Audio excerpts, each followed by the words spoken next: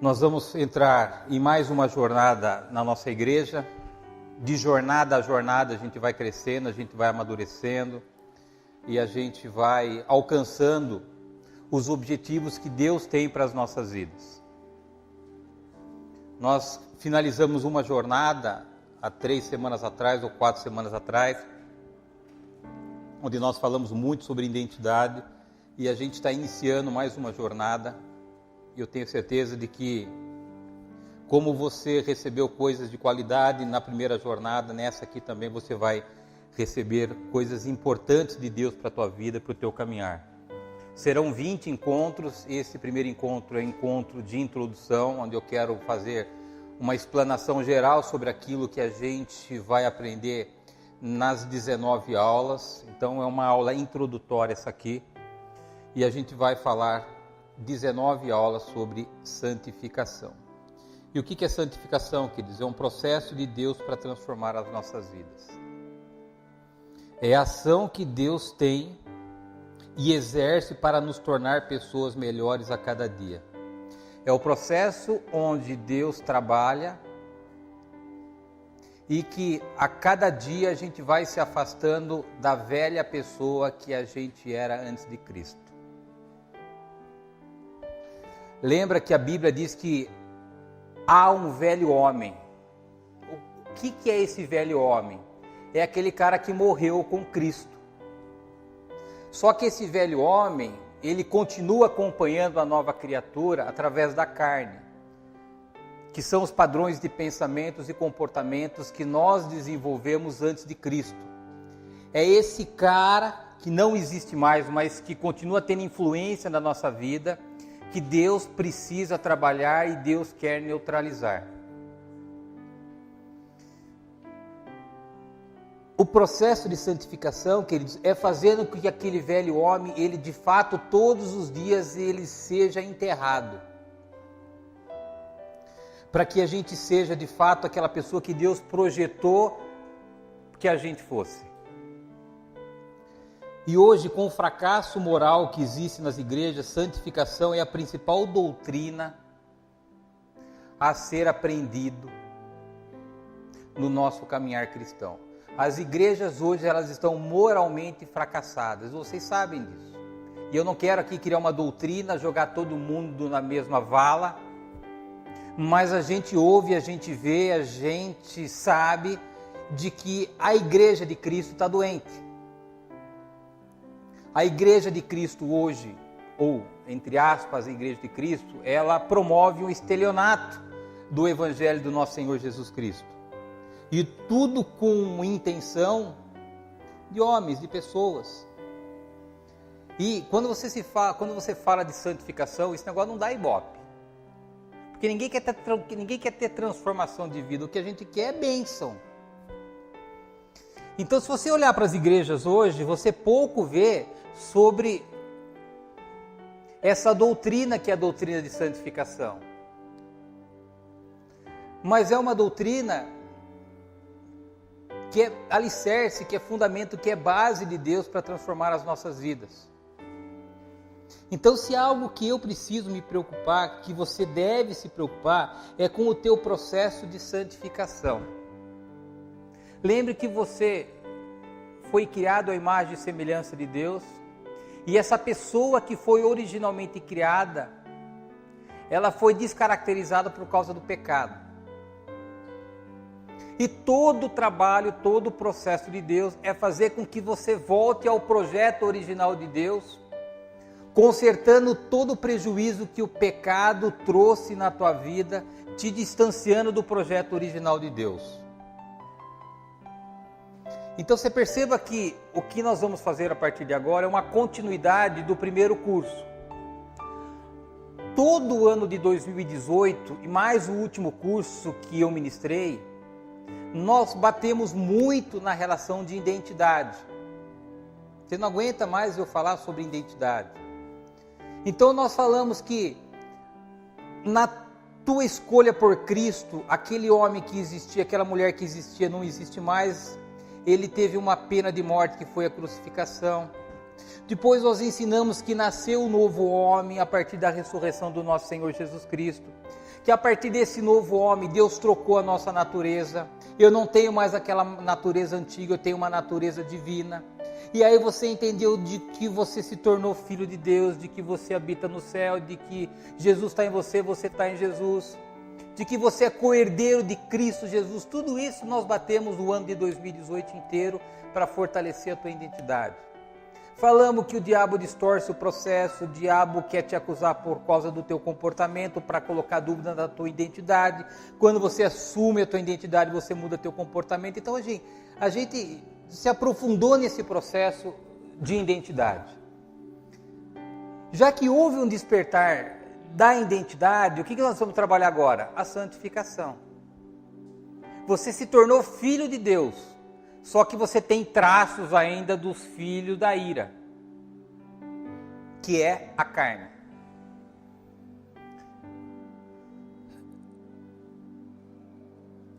Uma igreja, queridos, que cresce de uma maneira sadia, ela cresce a partir do crescimento dos seus membros.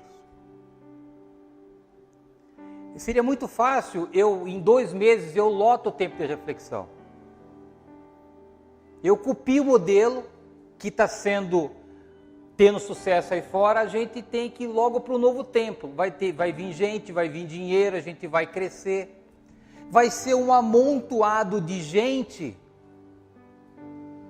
que não tem transformação de vida, que são os mesmos pensamentos, as mesmas atitudes, os mesmos problemas, e não é esse propósito, não é esse o objetivo que Deus tem para a gente. Quando Deus colocou essa igreja no meu coração, queridos, eu tinha 2 coisas muito claras para mim. A primeira coisa, assim, eu preciso ter uma igreja equilibrada. Eu não acredito que uma igreja desequilibrada seja uma igreja que cresça de uma maneira sustentada e de uma maneira sadia. E o que é uma igreja equilibrada? Quando você tem de um lado a palavra e quando você tem do outro lado o poder. Esses 2 lados têm que estar em equilíbrio. Não adianta eu vir aqui ficar ministrando o Espírito Santo, o poder do Espírito Santo, se eu não tenho o fundamento da palavra. Isso não se sustenta. A igreja fica manca. E não adianta eu ter muita palavra se eu não tenho a manifestação do Espírito Santo. A igreja fica morta. Então essa sempre foi uma preocupação básica que eu tive com o tempo de reflexão, de desenvolver pessoas que tenham um equilíbrio entre o poder do Espírito Santo e o conhecimento da palavra de Deus. Porque sempre antes do crescimento vem o amadurecimento. Se eu não tenho membros maduros na igreja, eu não tenho uma igreja que cresce de uma maneira sustentada. É uma igreja que cresce rápido, mas cresce na mesma proporção os seus problemas. E aí você não consegue ajudar as pessoas e as pessoas vão se decepcionar. Então eu prefiro ter uma igreja que cresça muito devagar, mas que cresça de uma maneira sustentada. De uma maneira onde vocês que já estão caminhando conosco há um bom tempo, já passaram várias vezes de nível. Quando Deus trouxer pessoas novas daqui, a gente tem melhor capacidade para poder ajudar essas pessoas. Então, antes do crescimento vem o amadurecimento. Enquanto nós como igreja individuais nós não amadurecermos, não vem o crescimento. E eu espero que mais essa aula, mais essa jornada vai nos elevar para mais um nível na nossa caminhada espiritual. Então, todo o meu foco, queridos, não é crescer o tempo de reflexão.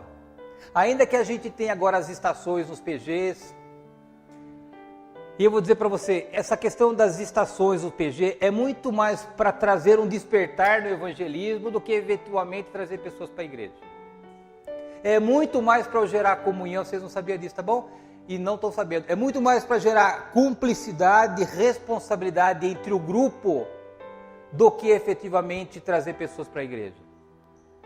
Evento social, dia do amigo, vamos pensar, eu vi lá as fotos da Elaine no Face, que bênção que aconteceu lá.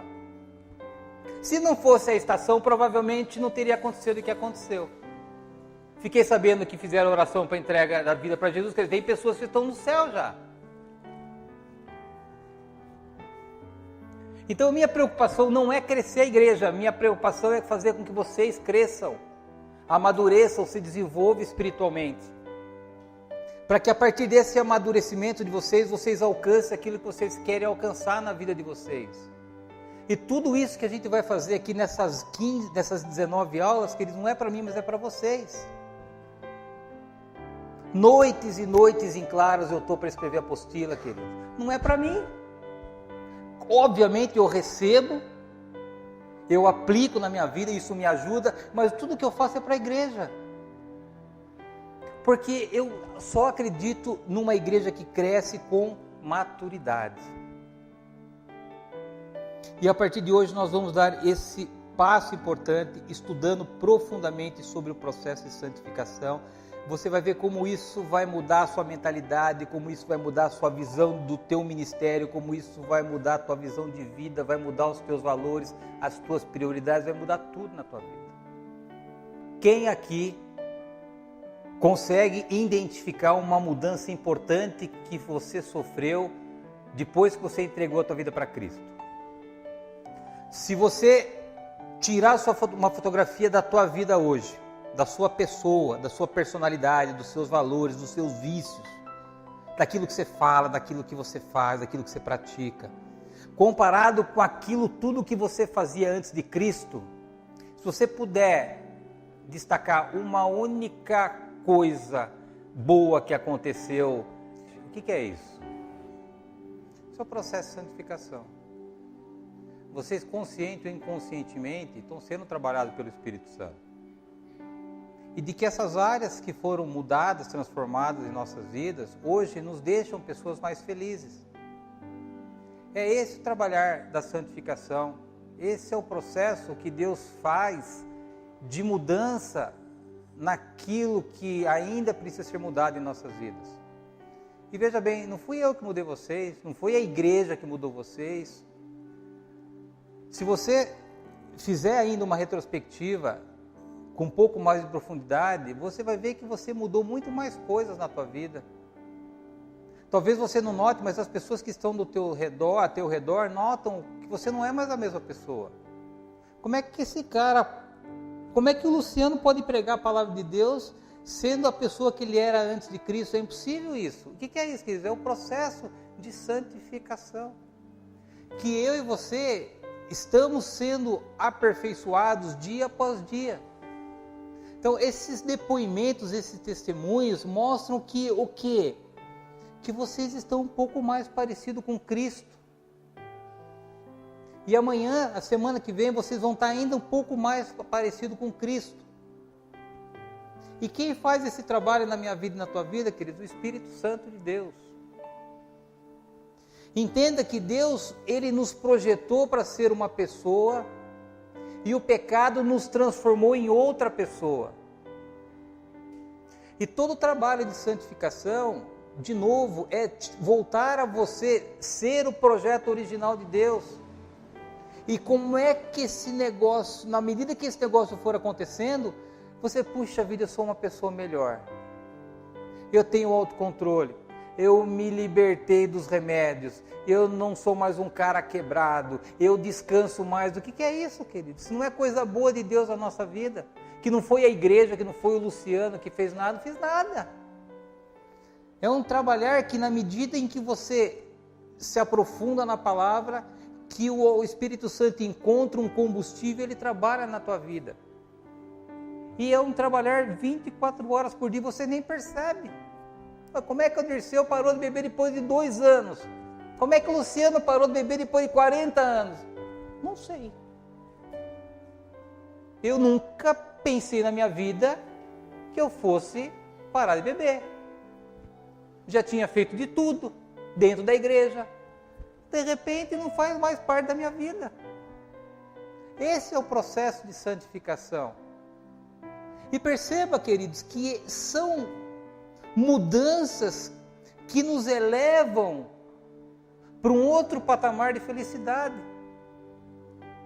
Então às vezes a gente tem que passar aí por uns perrengos, mas esses perrengos Deus está nos lapidando, Deus está nos purificando, ainda que o processo eventualmente seja doloroso, lá na frente você vai ser mais feliz.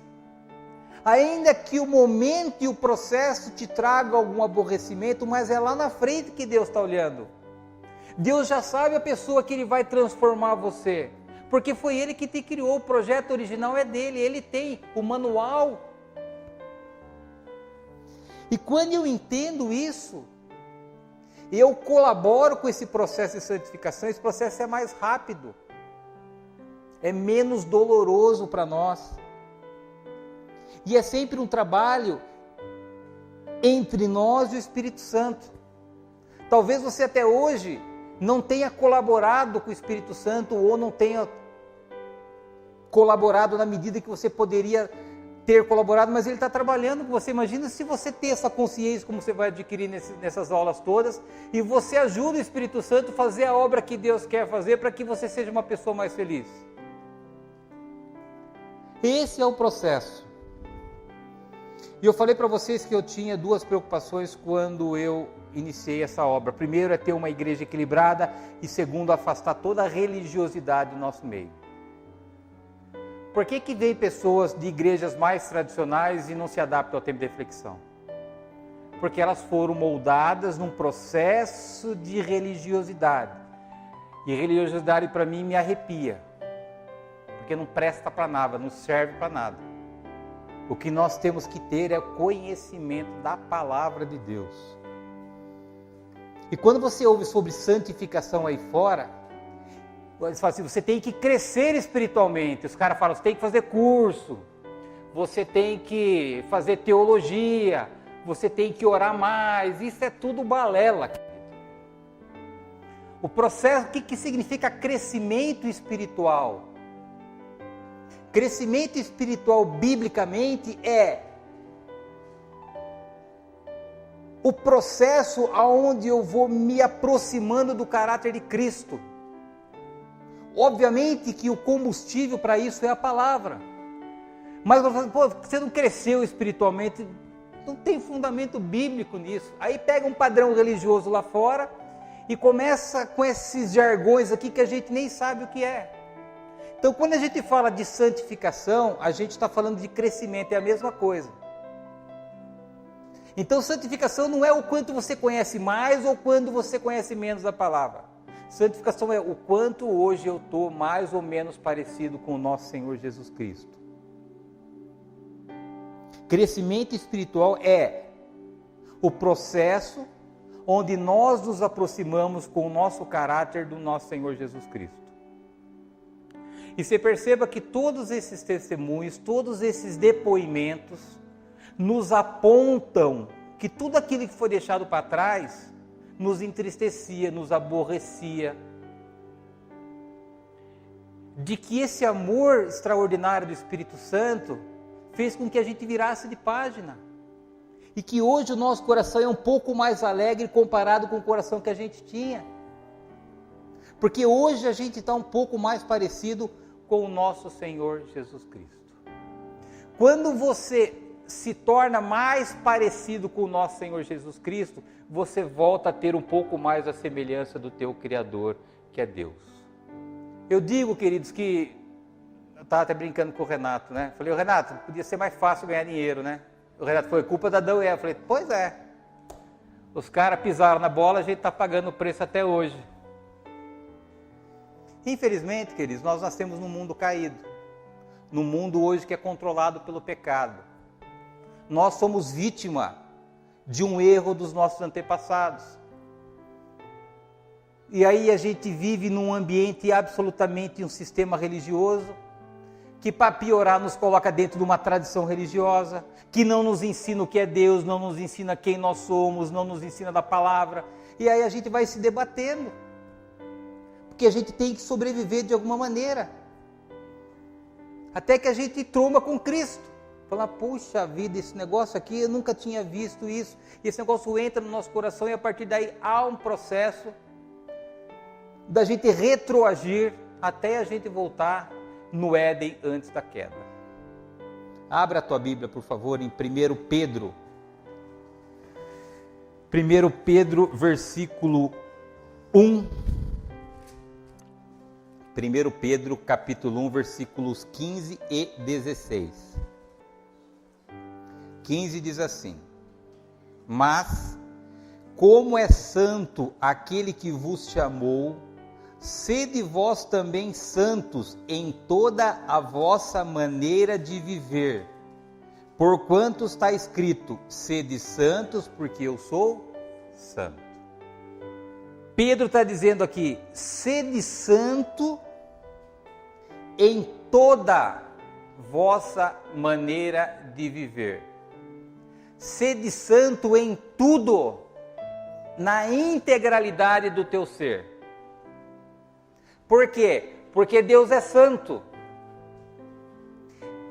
Se eu sou obra da criação de Deus, e eu fui criado à imagem e semelhança de Deus, eu originalmente nasci santo.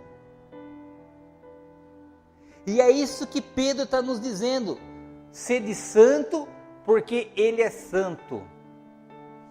Aí nós temos que entender uma coisa importante, queridos. Nós já nos tornamos santos, mas nós não fomos integralmente aperfeiçoados.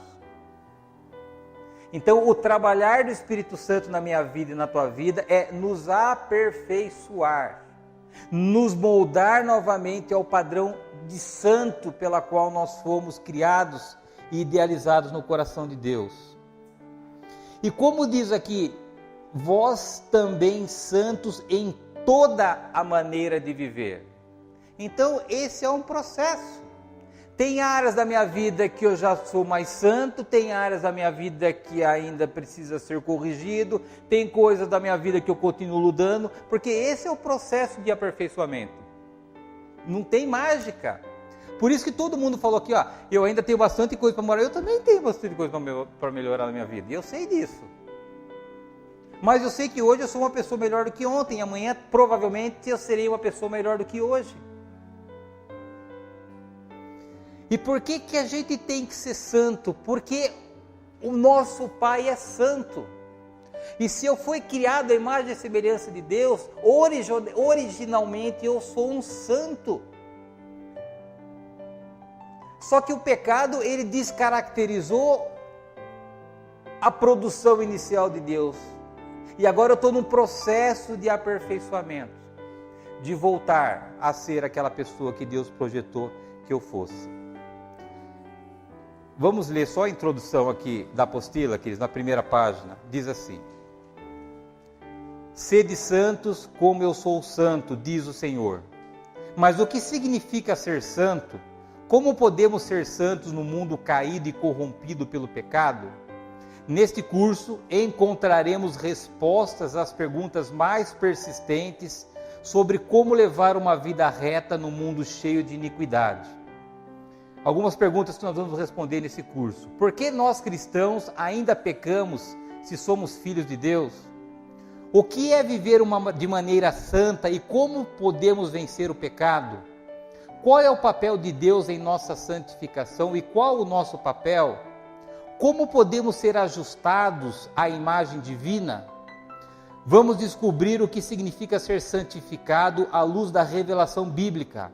Descobrir também como alcançar em sua vida um caráter semelhante ao de Cristo, entendendo por que a maturidade deve preceder o ministério e o caráter deve preceder a carreira. Santificação o ajudará a desfazer qualquer confusão sobre a sua identidade perfeita em Cristo e sobre a sua vida imperfeita no mundo. Você se surpreenderá ao descobrir como todo cristão pode ter uma vida santa, porque Cristo vive em nós. Abra, por favor, a tua Bíblia em Jeremias. Profeta Jeremias. Jeremias capítulo 18, dos versículos 1 ao versículo 6. A palavra do Senhor que veio a Jeremias dizendo: levanta-te e desce à casa do oleiro, e lá te farei ouvir as minhas palavras. E desci à casa do oleiro, e eis que ele estava fazendo a sua obra sobre as rodas. Como o vaso que ele fazia de barro se quebrou na mão do oleiro, tornou a fazer dele outro vaso, conforme o que pareceu bem aos seus olhos fazer. Então veio a minha palavra do Senhor, dizendo: não poderei eu fazer de vós, como fez esse oleiro, ó casa de Israel?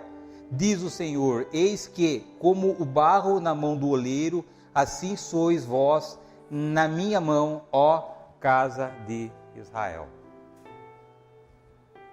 Aqui, queridos, Deus está nos comparando a um vaso de barro. E o oleiro é Deus. Porque a Bíblia diz que nós nascemos do pó. E Deus chama Jeremias e diz: Jeremias, você está vendo aquele vaso que quebrou, que o oleiro está fazendo de novo? É isso que eu vou fazer na vida de Israel. Nós éramos um vaso quebrado. Nós éramos um vaso cheio de impurezas por causa do pecado. E o que Deus está fazendo? Dia após dia com a minha vida e com a tua vida. Com as suas mãos. Reconstruindo um novo vaso. Então você é um vaso que foi quebrado, cheio de impureza. Deus senta de novo como oleiro. Ele pega as coisas boas que preservou na tua vida, tira as coisas que não prestam, pega mais coisas santas e ele vai aos pouquinhos te moldando. Você já viu um oleiro trabalhar fazendo um vaso? Ele senta, ele tem uma bagaça assim que ele vai um pedal, e ele vai moldando. E é isso que Deus faz nesse processo de santificação. Deus é o nosso oleiro. E nós somos um vaso que estamos sendo aperfeiçoado. Vamos voltar, só para a gente contextualizar lá no princípio. Deus criou todas as coisas com o poder da sua palavra. Haja luz, houve luz. Haja separação da água e da terra, houve separação da água e da terra. Criou os vegetais, criou o céu, criou a terra, criou os mares, criou os oceanos, criou os rios, criou os peixes, criou todos os animais com o poder da sua palavra. Aí chegou em nós, no ser humano, a Bíblia diz de que ele pegou uma porção da terra, ele moldou essa porção da terra e soprou na narina o sopro da vida. Ou seja, ele soprou para dentro do boneco o sopro de Deus. A partir daí, nós nos tornamos diferente de tudo aquilo que Deus criou na terra. Ninguém na terra tem o sopro de Deus, a não ser os seres humanos. O que nos diferencia dos animais é que nós temos dentro de nós o sopro de Deus. E os animais não têm. Os animais, eles foram criados com o poder da palavra, nós não. Nós somos criados pelas mãos de Deus, e Deus soprou o sopro de vida, e Deus passou a habitar dentro de nós. Então, a fusão do barro com o fôlego divino é o que nos diferencia da humanidade. É o que explica porque que a gente consegue ter domínio de muitas coisas que os animais não conseguem ter. E dentro desse processo estava indo tudo muito bem. Deus estava até aquele momento feliz com a sua criação, imagem e semelhança de Deus. Até que o pecado entrou na vida do homem, por causa da desobediência de Adão e Eva. E o mesmo movimento que Satanás usou no céu, ele usou para enganar Adão e Eva. Satanás, que era Lúcifer, um dos anjos mais bonitos que existiam no céu, que brilhava, todo mundo queria ser igual a Lúcifer. O erro do Lúcifer de querer ser igual a Deus. O coração de Lúcifer se encheu de orgulho, e um dia esse negócio subiu na cabeça dele e falou: eu quero ser igual a Deus. Lá no céu, no terceiro céu, a Bíblia diz que há 3 céus.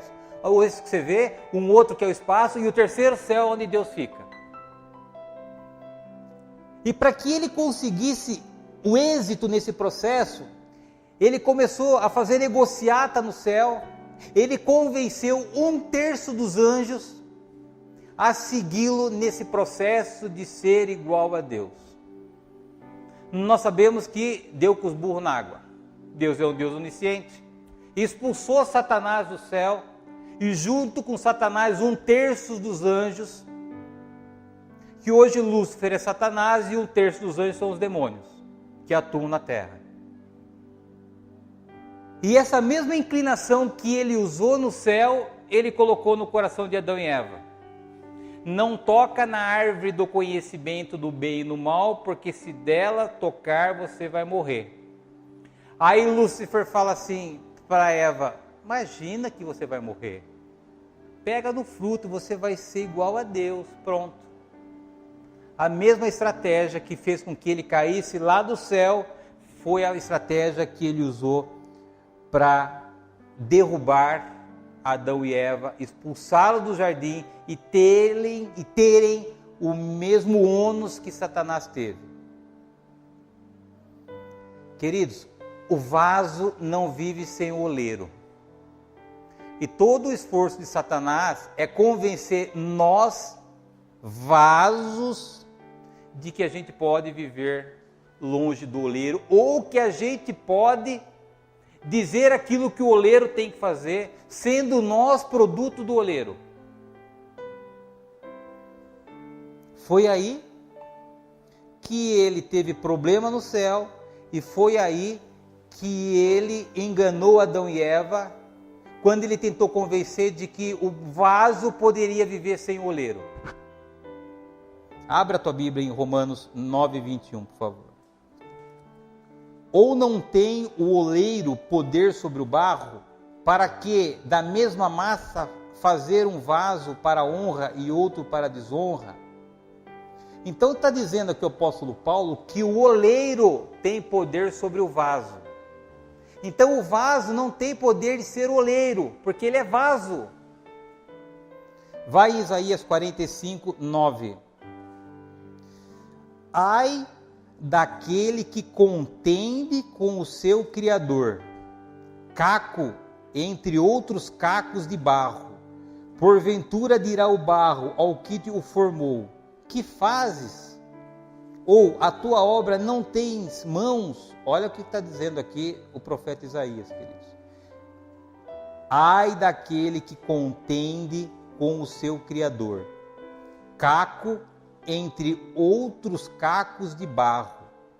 Porventura dirá o barro ao que o formou, ou seja, dirá o barro ao oleiro: que fazes?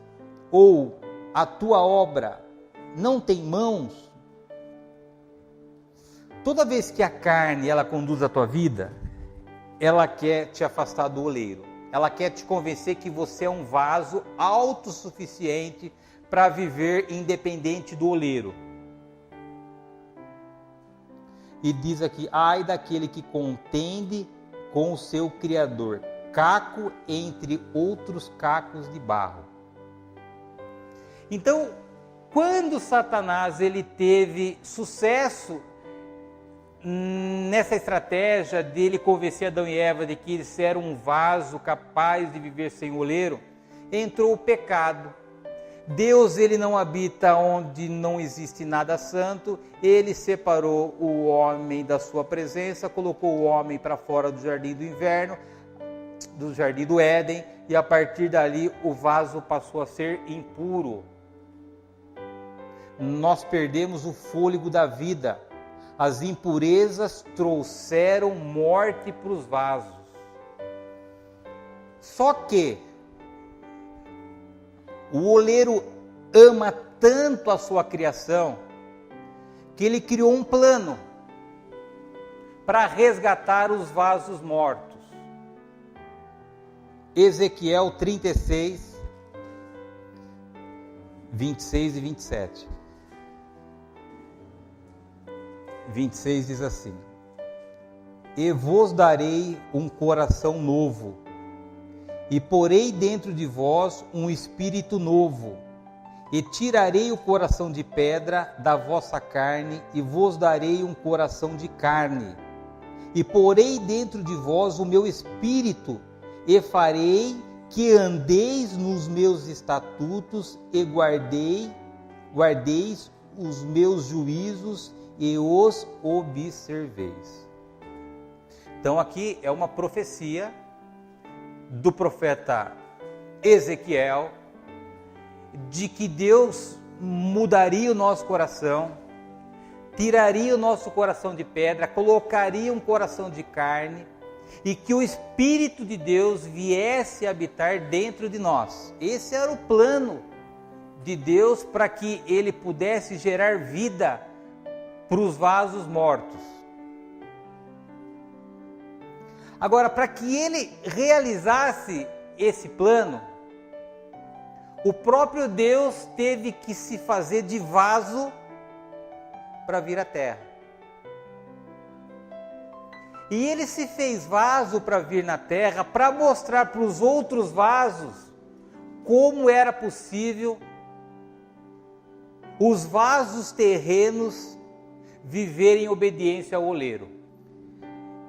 E aí entra Satanás de novo em cena, com a mesma estratégia que ele utilizou lá no Éden, ele quis utilizar com Jesus. Mateus 4, do versículo 1 até o versículo 11. Então você perceba como Satanás está se debatendo, continua se debatendo até hoje nesse processo de Deus de purificar nós que somos vasos. Vamos ler só um versículo, senão vai se estender. Mateus 4:4. Então, qual foi o propósito de Deus para resgatar os vasos terrenos? Ele mesmo se fez vaso como Jesus e veio na terra para provar para os vasos terrenos que era possível a gente viver em obediência ao oleiro. E aí, depois que Jesus foi batizado, Jesus foi levado ao deserto para ser tentado por quem? Por Satanás. E qual era esse processo de tentação de Deus em relação a Jesus? Para que as pessoas vissem, aprendessem de que é sim possível a gente viver em obediência ao oleiro. E Satanás tentou de tudo para tentar Jesus. Jesus, você está com fome? Pega uma pedra lá e transforma em pão. Se você é filho de Deus, Jesus, pula daqui, porque Ele vai dar ordem aos seus anjos para te segurar.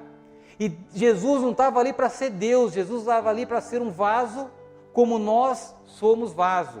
Se Jesus desse uma ordem para que a pedra virasse pão, Satanás haveria tido sucesso nesse processo de tentação, porque Jesus ia deixar de ser homem para exercer seu poder de Deus.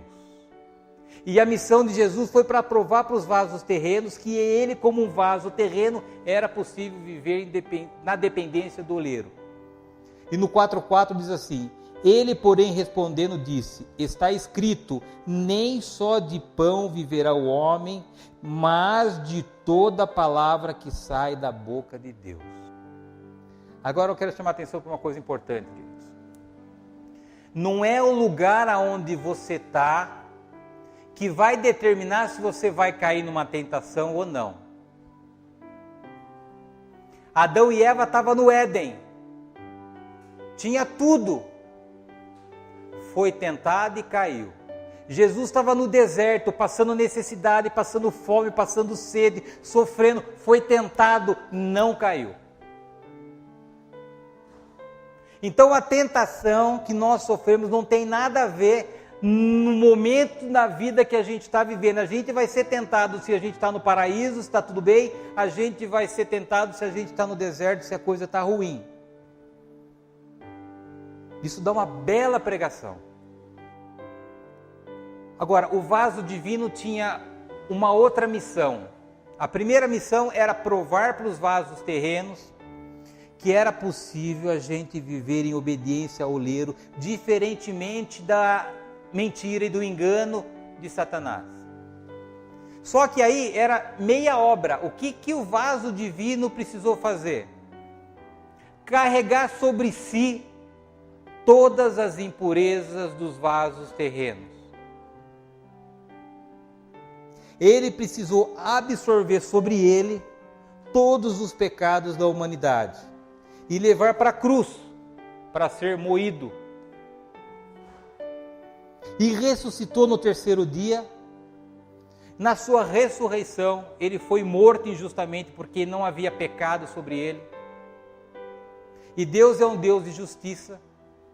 No terceiro dia ele ressuscitou e mostrou para todos os vasos terrenos que acabou de vasos que existem no mundo, os vasos que estão ainda impuros, que estão quebrados, que estão mortos, e nós, que um dia decidimos reconhecer Jesus Cristo como Senhor e Salvador das nossas vidas, que estamos hoje nesse processo de aperfeiçoamento, nesse processo de santificação. Então Satanás ele não tem mais controle e domínio sobre nós, que somos vasos redimidos, que apesar de santo ainda não fomos aperfeiçoados, estamos nesse processo. Qual é o maior esforço de Satanás hoje? E qual é a estratégia que ele utiliza até os dias de hoje para que os vasos que morreram não recebam a redenção e não volte a viver e ser trabalhados para que ele seja o vaso como o oleiro fez de uma maneira original no projeto no coração de Deus? 2 Coríntios 4:4. Aí você vai entender por que é tão difícil evangelizar. 2 Coríntios 4:4 diz assim: vasos caídos, nos quais o Deus desse século, Deus com letra minúscula, cegou os entendimentos dos incrédulos, para que não lhes resplandeça a luz do Evangelho da glória de Cristo, que é a imagem de Deus. Então, queridos, a gente está na fase aí do semear, né? Por que você convida as pessoas? Por que você dá o seu testemunho para as pessoas? Por que você ora pelas pessoas? E por que ainda assim as pessoas elas não atendem um convite seu para ir no seu PG? Porque é uma estratégia de Satanás de cegar o entendimento dessas pessoas. O que para nós é óbvio, porque nós fomos regenerados, essas pessoas não entendem. Então, todo o esforço de Satanás é para segurar o avanço da igreja de Cristo nessa terra. E como é que ele faz isso? Mantendo os vasos mortos cegos, sem entendimento. Você imagina quantos depoimentos bonitos a gente ouviu aqui? Pessoas que estão sofrendo por aquilo que a gente não sofre mais e estão desesperadamente vivendo esse sofrimento. Quando elas puderem ouvir de vocês aquilo que você já superou, e você seja uma luz, uma referência, uma possibilidade para que ela saia daquilo que ela está vivendo, é tudo que ela precisa, mas ela está cega espiritualmente, porque o príncipe desse século cegou o entendimento dos incrédulos. E como é que a gente vence essa batalha, queridos? Primeiro, tendo a consciência de que isso é espiritual, isso não é natural. Eu não estou convidando uma pessoa para ir numa festa de aniversário. Eu estou entrando no terreno de Satanás e exigindo uma vida, um vaso que quebrou, que morreu e que ele tem segurado em suas mãos. E eu já ensinei o que você tem que fazer para que você tenha sucesso, porque Satanás ele não pode com o poder que há na tua vida, ele não pode com o poder de Deus. Sem você fazer aquilo que eu ensinei, você esquece, você vai achar que você não tem capacidade de levar ninguém para o céu, e isso é mentira. Porque mais do que você tem vontade, é a vontade de Deus redimir todos os vasos quebrados. Eu disse que você precisa fazer duas ações para que você consiga salvar uma alma para Cristo.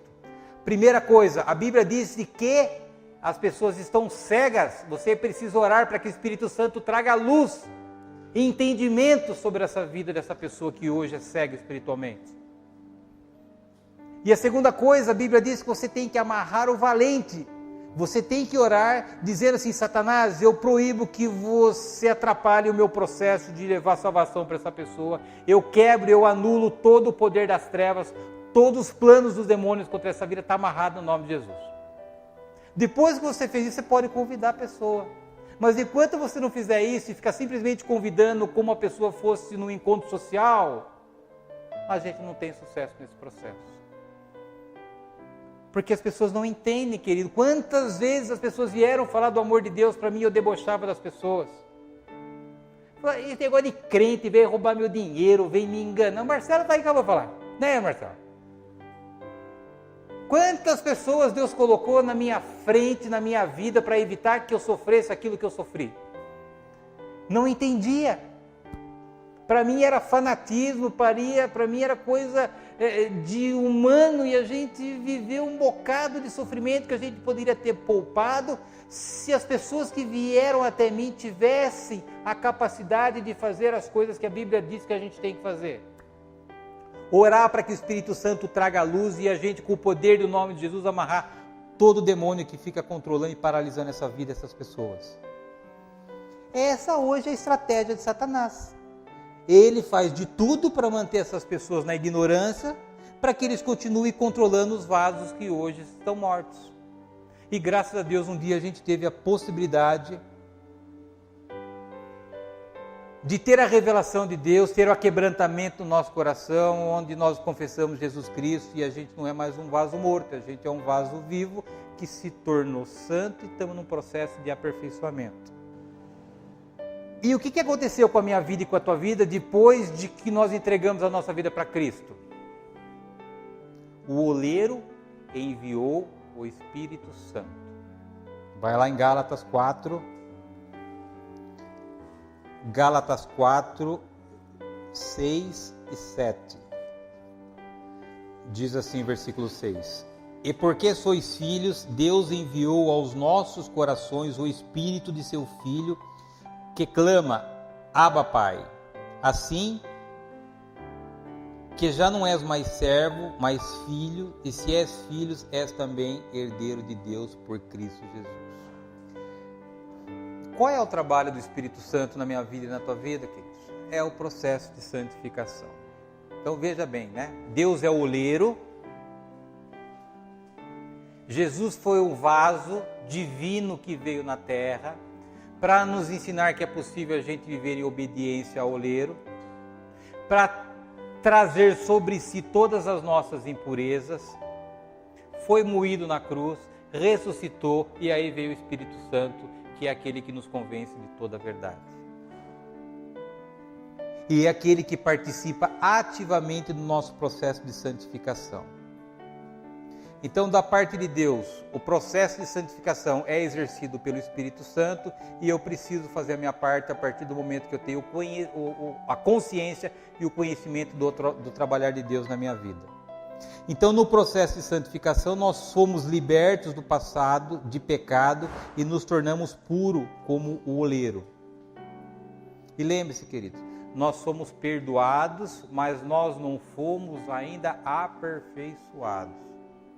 Por isso, se você tem alguma área da tua vida ainda que te aborrece, cara, tenha paciência. Tenha paciência, que talvez Deus esteja tratando outras áreas da tua vida. E vai chegar no momento onde Ele vai te ajudar a superar essas áreas que talvez ainda te aborreçam como cristão. Queridos, a santificação é a obra mais importante que uma igreja pode fazer para os seus membros. Todo plano, todo projeto de Deus, ele está alicerçado, ele está fundamentado no processo de santificação.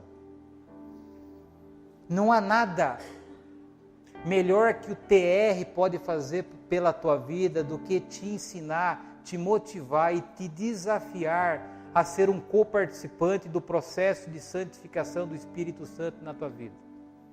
Se eu posso te dar algo de valor na tua vida, são essas 19 aulas que eu vou te dar.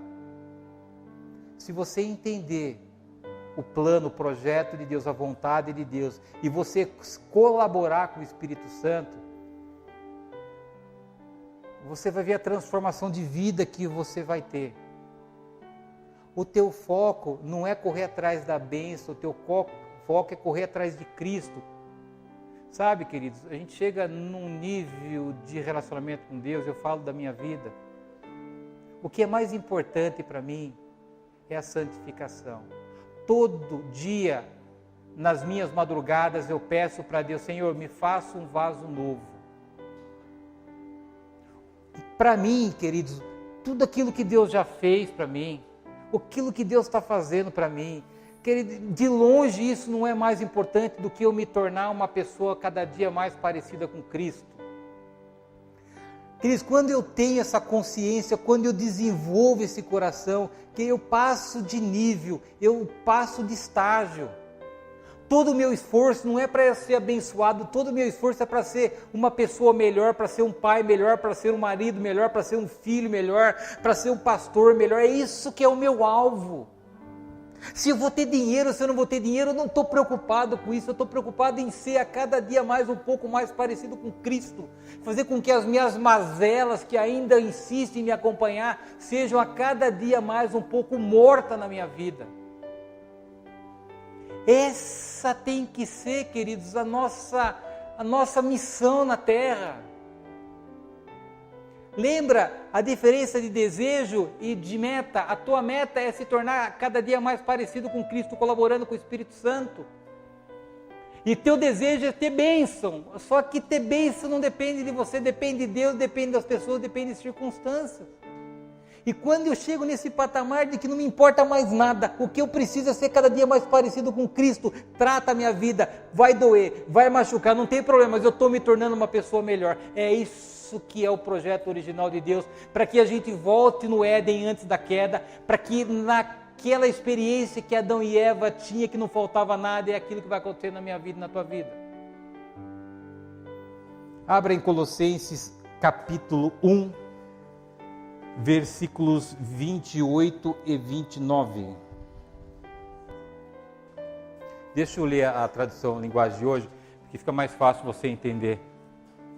Colossenses 1, 28 e 29.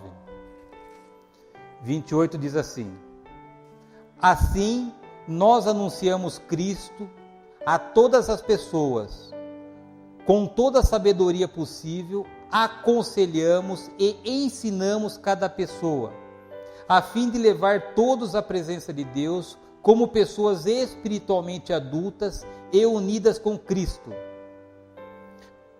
É para realizar essa tarefa que eu trabalho e luto com a força de Cristo que está agindo poderosamente em mim.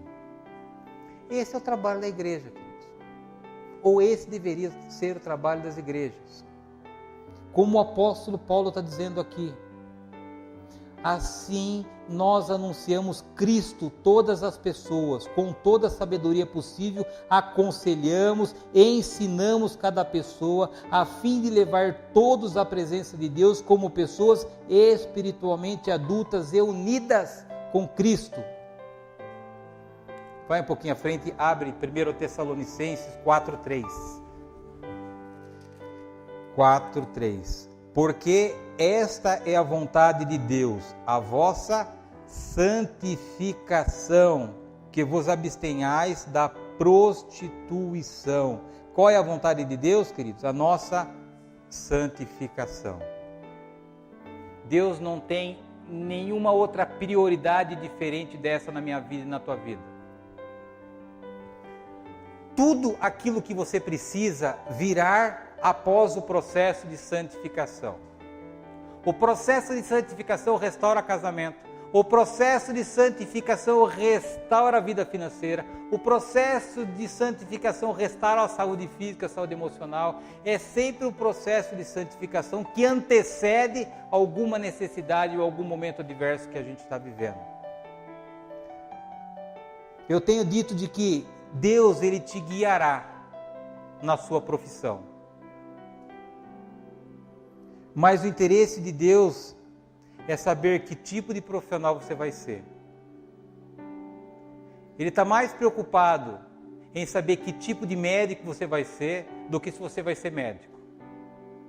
Ele está muito mais preocupado que tipo de empresário você vai ser do que se você vai ser um empresário. E assim sucessivamente, é esse o trabalhar de Deus. Escuta o que eu vou dizer para você. Deus pode sacrificar uma carreira para nos tornar novamente a imagem e semelhança de Deus. Se há uma barreira que impede ou que esteja impedindo esse projeto de Deus, Deus tira. Até a gente entender. Então lembra, querido, sempre, olha, é caráter antes de carreira e maturidade antes de ministério.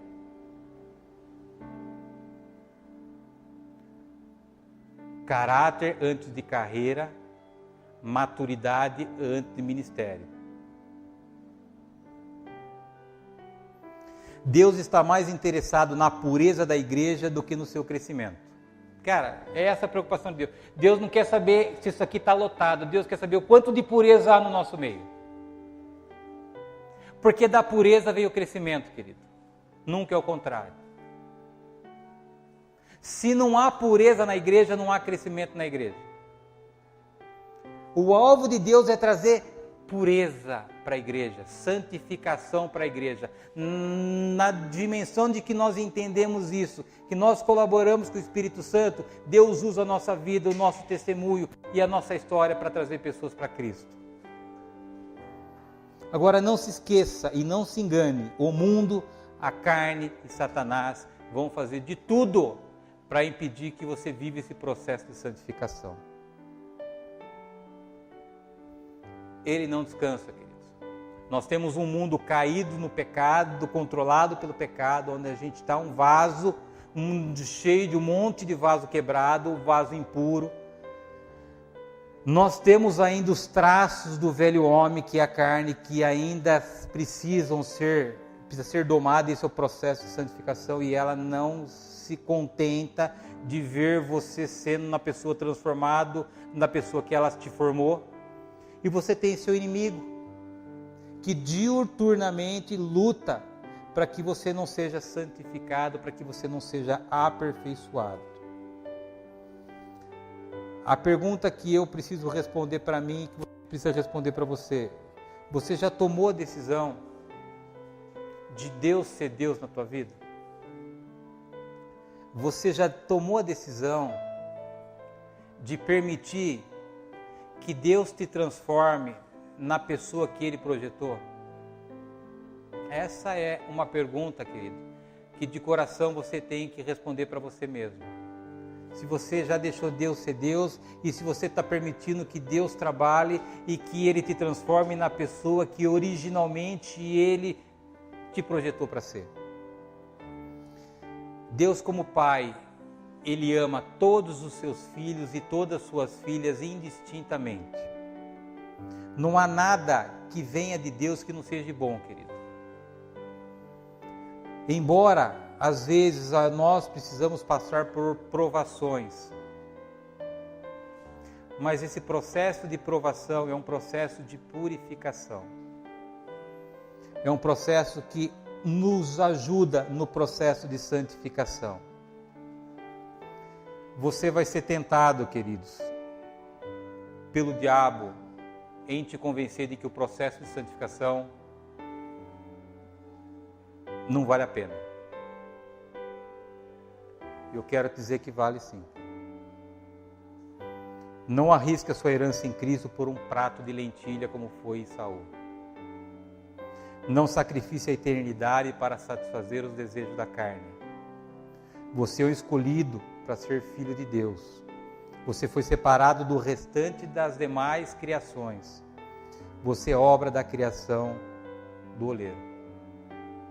A oração que eu faço é que, assim como eu tenho tentado viver, que você coloque o teu processo de santificação acima de qualquer coisa na tua vida.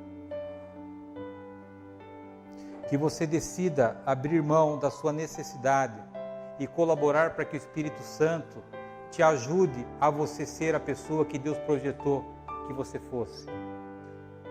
Que você lute cada dia mais para ser uma pessoa melhor, para ser um cristão melhor, para ser um pai melhor, uma mãe melhor, um cônjuge melhor.